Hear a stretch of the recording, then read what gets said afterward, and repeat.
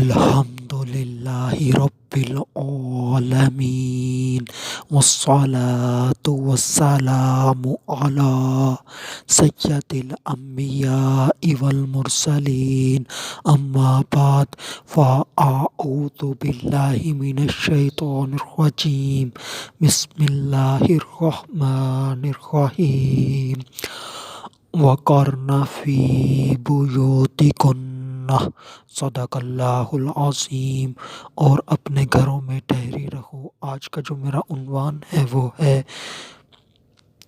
شوہر کے حقوق۔ درود پاک کی فضیلت نبی اکرم نور مجسم شاہ آدم و بنی آدم سیاہ لامکاں شب اسرا کے دھولا مصطفیٰ جان رحمت صلی اللہ علیہ وآلہ وسلم نے ارشاد فرمایا، جس کے سامنے میرا ذکر ہوا اور اس نے مجھ پر درود پاک نہ پڑھا، تحقیق وہ بدبخت ہو گیا۔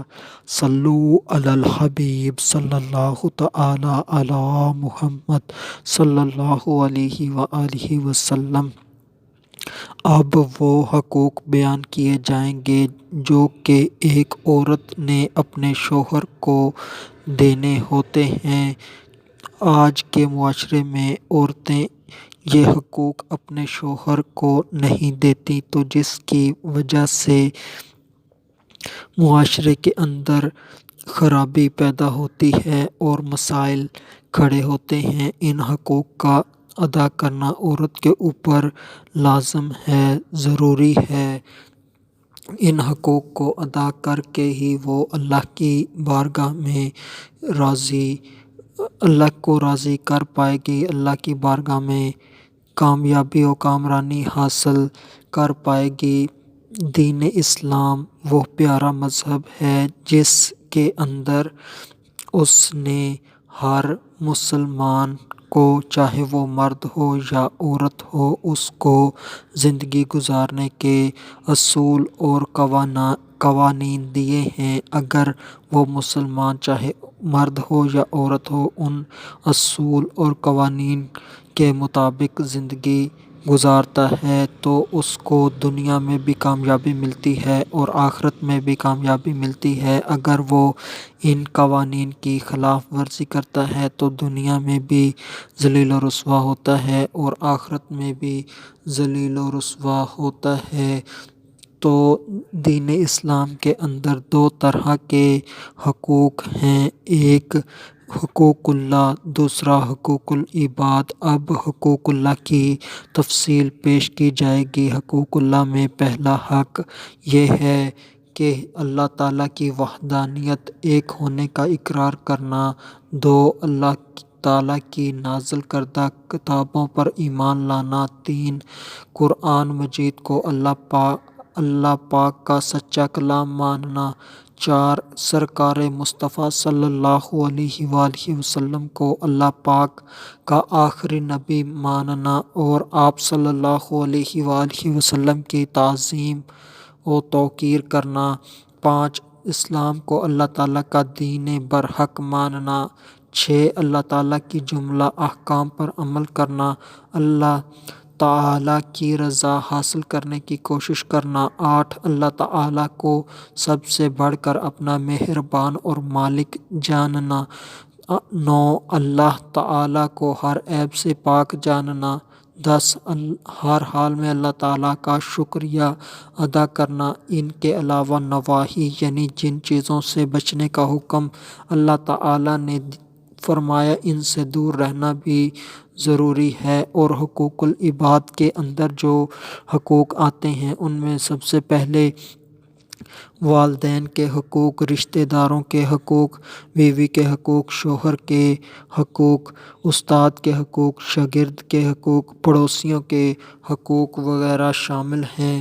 مگر جب نکاح ہو جاتا ہے تو میاں اور بیوی کے درمیان محبت بڑھانے کے لیے، میاں اور بیوی کے درمیان خوشگوار تعلقات قائم کرنے کے لیے، میاں اور بیوی کے درمیان جو تعلق ہے اس کو مضبوط کرنے کے لیے، اس کو محبت سے پر کرنے کے لیے دین اسلام نے شوہر کے بھی حقوق متعین کیے ہیں اور بیوی کے بھی حقوق متعین کیے ہیں، تو ان کو ادا کر کے ہی ان دونوں کی زندگی محبت والی، محبت سے پر، استحکام والی، مضبوط تعلق والی بن سکتی ہے۔ آج اکثر گھروں میں جو نااتفاقی ہوتی ہے، لڑائی جھگڑے ہوتے ہیں، شکایتیں آتی ہیں اور مرد و عورت کے خاندان والوں کے درمیان نفرتیں پائی جاتی ہیں اور پھر طلاق کی نوبت آ جاتی ہے، اس کی ایک بڑی وجہ حقوق، مردوں اور عورتوں کے حقوق یعنی کہ جو میاں اور بیوی کے حقوق ہیں ان کی پامالی ہے۔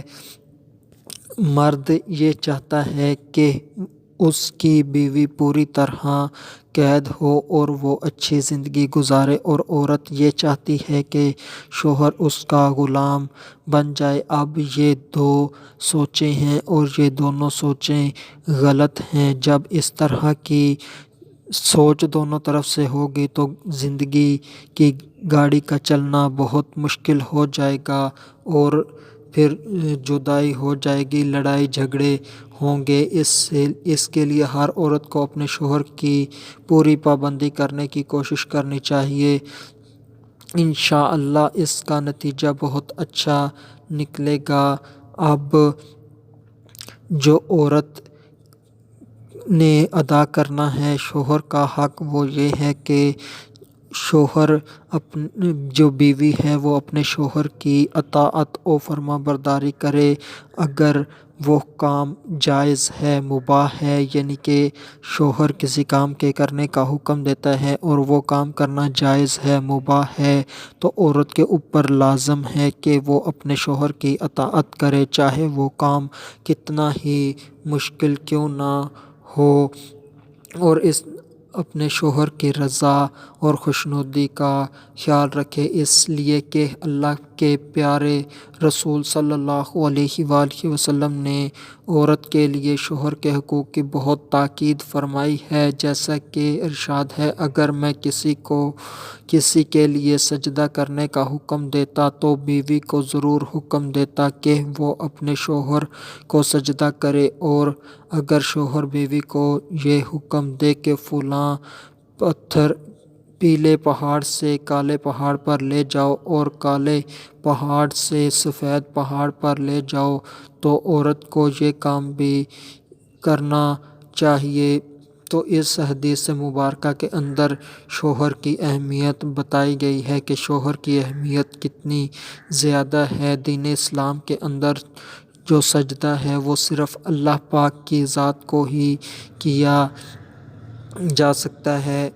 جاتا ہے، اس کے علاوہ کسی کو سجدہ نہیں کیا جا سکتا، مگر نبی پاک صلی اللہ علیہ وآلہ وسلم شوہر کی اہمیت کو بڑھاتے ہوئے بیان کرتے ہوئے فرماتے ہیں کہ اگر میں کسی کو حکم دیتا کہ وہ کسی کو اللہ کے علاوہ سجدہ کرے تو بیوی کو حکم دیتا کہ وہ اپنے شوہر کو سجدہ کرے۔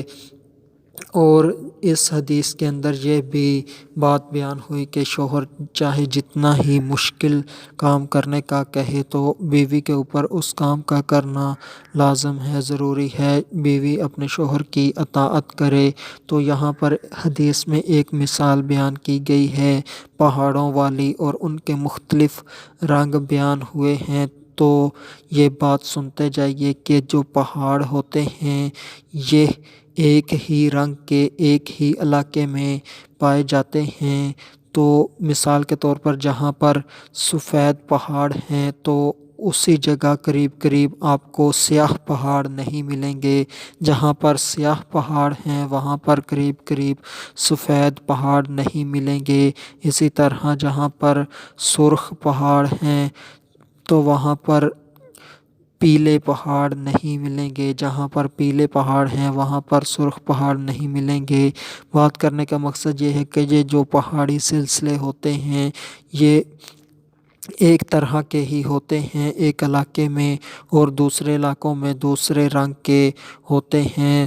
تو بات یہ ہو رہی ہے کہ اگر شوہر حکم دے کہ کالے پہاڑ سے پتھر اٹھائے اور اس کو سفید پہاڑ کے اوپر جا کر رکھ دے تو تب بھی بیوی کو کرنا چاہیے۔ تو ان پہاڑی سلسلوں کے درمیان ہزاروں کلومیٹر کا فاصلہ ہوتا ہے۔ تو بات کرنے کا مقصد یہ ہے کہ جو بھی مشکل کام ہو، اگر وہ جائز ہے، مباح ہے، تو بیوی کو لازمی کرنا چاہیے۔ تو یہاں پر پہاڑوں کا ذکر ہے، پیلے پہاڑ سے کالے پہاڑ پر لے جاؤ اور پھر کالے پہاڑ سے سفید پہاڑ پر لے جاؤ۔ تو عورت کو یہ کام بھی کرنا چاہیے۔ یہاں پر 3 قسم کے پہاڑ بیان ہوئے ہیں، پیلے رنگ کے، کالے رنگ کے اور سفید رنگ کے۔ تو اگر یہ دیکھا جائے تو بعض ممالک میں یہ تینوں قسم کے پہاڑ پائے بھی نہیں جاتے، پھر دوسرے ملک جانا پڑے گا۔ یعنی کہ بات کرنے کا مقصد یہ ہے کہ جتنا ہی مشکل کام ہو تو بیوی کو کرنا چاہیے۔ اور اس کے آگے یہ بھی بیان ہوا کہ اگر کوئی بیوی عورت اپنے اللہ کو راضی کرنا چاہتی ہے، یہ ممکن ہی نہیں کہ وہ اپنے شوہر کو ناراض کر کے اللہ کو راضی کر لے۔ جب اس سے اس کا شوہر راضی ہوگا تو تب ہی اس سے اس کا اللہ راضی ہوگا، تب ہی وہ حقوق اللہ ادا کر پائے گی۔ جیسا کہ حضرت عبداللہ بن ابی اوفا رضی اللہ تعالیٰ عنہ سے روایت ہے کہ رسول اللہ صلی اللہ علیہ وآلہ وسلم نے ارشاد فرمایا، اگر میں کسی کو حکم کرتا کہ غیر خدا کے لیے سجدہ کر تو عورت کو حکم دیتا کہ اپنے شوہر کو سجدہ کرے۔ قسم ہے اس کی جس کے قبضہ قدرت میں میری جان ہے، عورت اپنے پروردگار کا حق ادا نہ کرے گی جب تک شوہر کے کل حق ادا نہ کرے۔ اور یہاں پر بس نہیں بلکہ حدیث پاک میں یہاں تک شوہر کی اطاعت کی تاکید کی گئی ہے، قسم ہے اس ذات کی جس کے قبضہ قدرت میں میری جان ہے، اگر قدم سے سر تک شوہر کے تمام جسم میں زخم ہو جس سے پیپ اور کچا لہو بہتا ہو تو پھر عورت اسے چاٹے تو حق شوہر ادا نہ کیا۔ یعنی کہ شوہر کا حق اتنا بڑا ہے۔ حدیث کے اندر بیان ہوا کہ اگر کسی شوہر کے سر سے لے کر پاؤں تک زخم ہو اور ان سے پیپ بہہ رہی ہو، ان سے کچا خون بہہ رہا ہو، تو اگر عورت اس کو چاٹ بھی لے تو تب بھی اس نے شوہر کا حق ادا نہ کیا۔ یعنی کہ شوہر کے حقوق اتنے زیادہ ہیں، اتنے بڑے ہیں، تو عورت اس سے بری و ذمہ نہیں ہو سکتی۔ اگر عورت شوہر کو ناراض کرے اور اس کی فرما برداری نہ کرے اور اسی طرح تکلیف دے تو اس کے بارے میں بہت وعید آئی ہے۔ اللہ کے پیارے رسول صلی اللہ علیہ وآلہ وسلم نے ارشاد فرمایا، جس عورت کو شوہر اپنے بستر پر بلائے اور وہ نہ جائے یہاں تک کہ شوہر اس سے ناراض ہو کر رات گزار دے تو فرشتے اس عورت پر صبح تک لعنت بھیجتے ہیں۔ تو عورت کو چاہیے کہ جب اس کو شوہر اپنی ضرورت کے لیے بلائے تو اس سے چاہیے کہ وہ انکار نہ کرے بلکہ عورت اپنے شوہر کے پاس چلی جائے، تو اسی کے اندر ہی اس کی دنیا اور آخرت کی بھلائی ہے۔ تو اس سے اللہ اس کا راضی ہوگا اور شوہر بھی راضی ہوگا۔ اگر وہ ایسا نہیں کرے گی تو اس سے اس کا اللہ بھی ناراض ہوگا اور اس کا شوہر بھی ناراض ہوگا۔ تو یہ بات بھی ذہن میں رکھیے کہ تھوڑے سی طبیعت خراب ہو، تھوڑا سا نزلہ زکام یا ہلکا بخار ہو تو عورت کہتی ہے کہ میری آج طبیعت ٹھیک نہیں، پھر کبھی، تو اس سے شوہر ناراض ہو جاتا ہے۔ تو تھوڑی بہت طبیعت خراب ہونا، نزلہ ہونا، زکام ہونا، بخار ہونا یا سر درد ہونا، اس طرح کی جو معمولی بیماریاں ہیں، اگر ان کی وجہ سے عورت انکار کرے گی تو تب بھی گناہ گار ہوگی۔ ہاں اگر کوئی واقعی ہی بڑی مجبوری ہے، بڑی تکلیف ہے، بڑی بیماری ہے تو تب عورت کو منع کر سکتی ہے، مگر شوہر کو تب بھی پتہ چل جائے گا کہ واقعی ہی میری جو بیوی ہے اس میں جو ہے کہ وہ بیماری ہے، تکلیف میں ہے، تو وہ اس صورت میں اس کو بلائے گا ہی نہیں۔ تو یہ دیکھا جاتا ہے کہ جو عورت ہیں، لڑکیاں ہیں، وہ اپنے آپ کو حلال سے تو روک لیتی ہیں، یعنی کہ جب شوہر انہیں اپنے پاس بلاتا ہے تب تو رک جاتی ہیں، مگر جب حرام کاری کی بات ہو تو اس وقت نہیں رکتی۔ تو یہ دیکھا جاتا ہے کہ جب کوئی حرام کاری کی دعوت دیتا ہے تو شروع میں تو تھوڑے بہت معمولی قسم کے بہانے ہوتے ہیں کہ یہ ظاہر ہوتا ہے کہ یہ اس کام کے لیے راضی نہیں، مگر وہ تھوڑی ہی دیر بعد اس کام کے لیے تیار ہو جاتی ہیں اور منہ کالا کروا لیتی ہیں۔ تو پھر بعد میں کہتی ہیں کہ ہمارے ساتھ زیادتی ہو گئی۔ زیادتی تو تب ہوتی کہ اپنی ہر ممکن کوشش کے باوجود بھی وہ آپ کے اوپر جبراً ایسا کرتا تو پھر زیادتی ہوتی۔ تو یہاں پر معمولی سے نخرے کر کے پھر بعد میں منہ کالا کروا لینا اور پھر کہنا کہ زیادتی ہو گئی، تو یہ بات درست نہیں۔ تو جو بات ہے کہ اپنے ایسے ہی اپنا دفاع کیا جائے، جیسے کسی کا کوئی گلا دبا رہا ہو تو وہ آخری سانس تک کوشش کرتا ہے کہ میرا گلا چھوٹ جائے۔ اگر وہ اس طرح سے آخری سانس تک، آخری وقت تک اس سے لڑتی ہے، جھگڑتی ہے، اپنا آپ کا بچاؤ کرتی ہے، تو تب زیادتی تصور ہوگی۔ اور یہ بھی چاہیے کہ جو عورت ہے جب تک وہ خود نہیں چاہتی کہ اس کے ساتھ کوئی برائی کرے تب تک اس کے ساتھ کوئی برائی نہیں کر سکتا۔ تو پہلی بات جو دین اسلام اسے بتاتا ہے کہ گھر میں رہے، تو تب کوئی گھر میں آ کے اس کی عزت نہیں لوٹ سکتا، اور جب گھر سے نکلنا بھی ہو تو پھر پورے پردے کی پابندی کی جائے، مگر جب عورتیں گھر سے بھی نکلتی ہیں، پردے کی پابندی بھی نہیں کرتی اور کوئی ان سے بدکاری کر لے تو اس کے اندر عورت کا ہی اپنا قصور ہے کہ وہ اس طرح کے کپڑے پہنتی ہے، اس ننگے سر رہتی ہے اور دوسروں کو دعوت نظارہ دیتی ہے۔ تو ان کاموں سے بچنا چاہیے، اور جو حکم ہے وہ عورت کے لیے یہ ہے کہ اس کی سب سے زیادہ محبت بھری آواز، نرمی والی آواز، خوش اخلاقی اس کے شوہر کے لیے ہو۔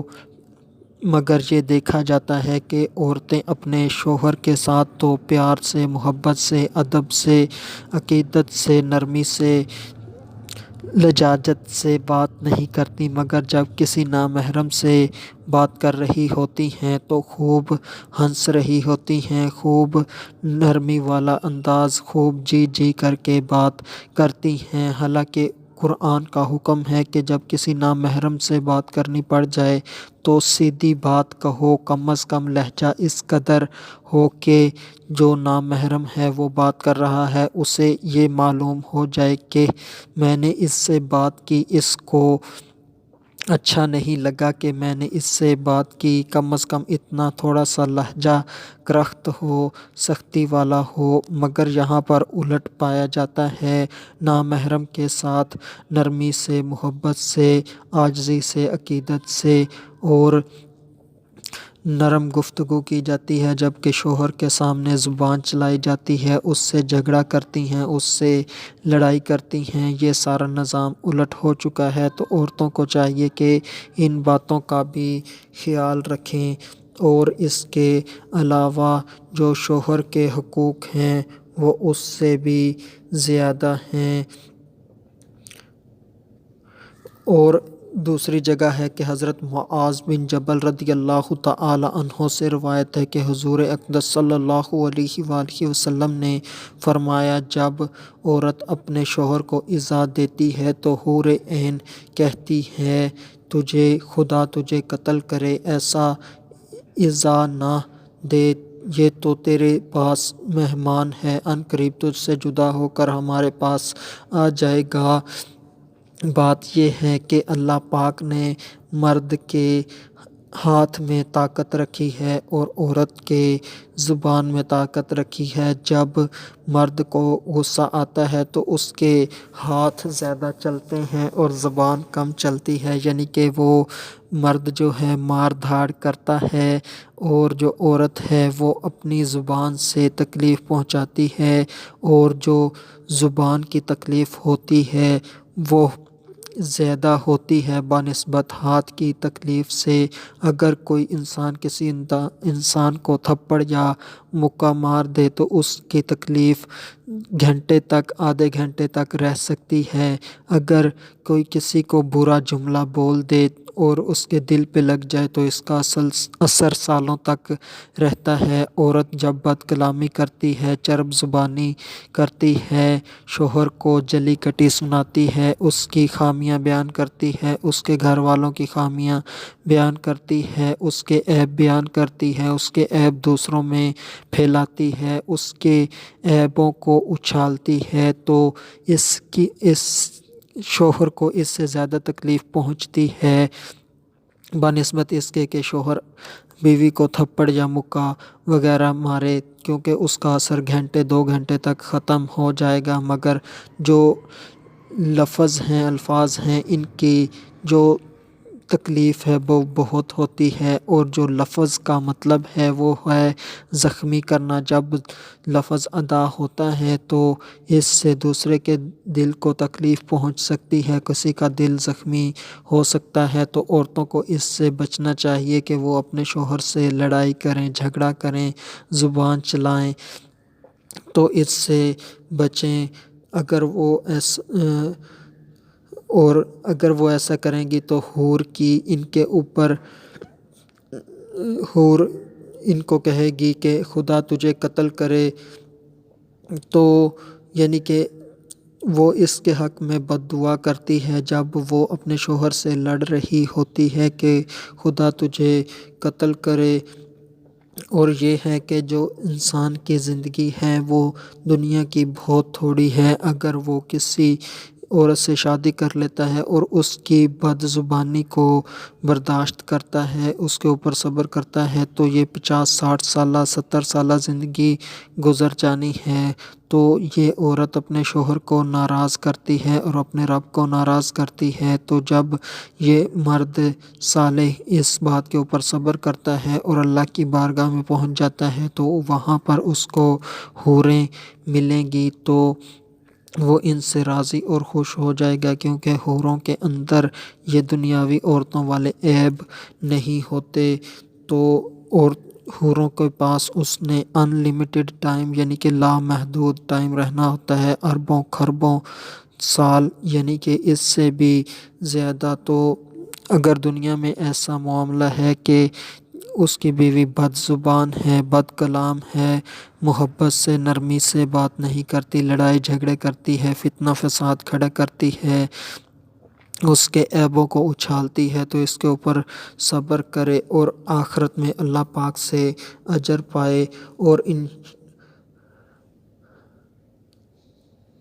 اور اس سے یہ بھی پتہ چلتا ہے کہ اس سے عورت کا دنیا کا بھی نقصان ہوتا ہے اور آخرت کا بھی نقصان ہوتا ہے۔ اب بات یہ ہے کہ یہ بیوی کی طرف سے یہ جو زبان کے ذریعے سے لڑائی جھگڑے ہوتے ہیں، یہ ہوتے کیوں ہیں؟ اکثر اس کی وجہ یہ ہوتی ہے کہ بیوی کسی چیز کے لانے کا شوہر کو کہتی ہے، اور وہ چیز اگر اس شوہر کے اوپر لا کر دینا لازمی ہے، ضروری ہے، تو شوہر کو چاہیے ضرور لا کر دے، مگر پھر بھی اگر شوہر نہیں لا کر دیتا تو بیوی کو کوئی حق نہیں کہ وہ اپنے شوہر سے جھگڑا کرے، زبان چلائے، کیونکہ ہو سکتا ہے کہ شوہر کے پاس اس چیز کے لیے فی الوقت پیسے نہ ہوں، وہ خرید نہ سکتا ہو، وہ مجبور ہو، تو تب بھی اگر وہ چیز شوہر کے ذمہ ہے کہ وہ لا کر دے گا، اس کے ذمہ لا کر دینا ضروری ہے، نہیں لا کے دے رہا تو تب بھی عورت نہیں لڑ سکتی۔ اور اگر عورت ایسی خواہش کرتی ہے جو کہ شوہر کے اوپر لا کر دینا لازمی نہیں، ضروری نہیں، تو شوہر اس اس چیز کو لا کر دینے کا پابند نہیں۔ وہ عورت کو جھڑک سکتا ہے، روک سکتا ہے، کیونکہ اس کا حق ہے۔ جیسے کہ عورت کہے کہ مجھے فیشنی کپڑے لا کر دو، مجھے مزاروں پر جانے کی اجازت دو، اس طرح کے کام کہے تو شوہر اس کو ان کاموں سے روک بھی سکتا ہے، سختی بھی کر سکتا ہے۔